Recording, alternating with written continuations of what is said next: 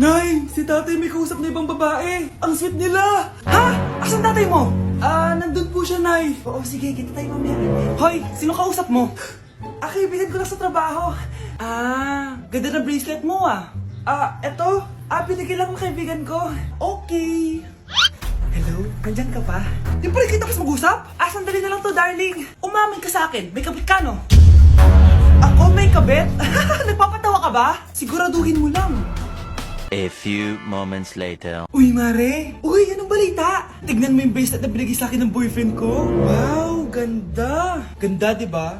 Sabi niya mahal daw to. Hello po, ma'am? Hinahanap po kasi namin yung nagnakaw ng bracelet. Ganito po yung itsura niya. Mare, sabihin mo wala ka nakita. Sige. Sir? Sila po yung nagnakaw. Mare! Akala mo di ko alam na ikaw ang kabit na kasawa ko? Anong mangyayari dito, darling? Oh, eto na pala siya. Couple bracelet pa kayo, magpapaliwanag ako, darling. Sumama na kayo sa akin sa pasinto. Sige na, huliin nyo na yan. Darling, magpapaliwanag ako. Darling! Walang hiya ka! Magbabayad ka!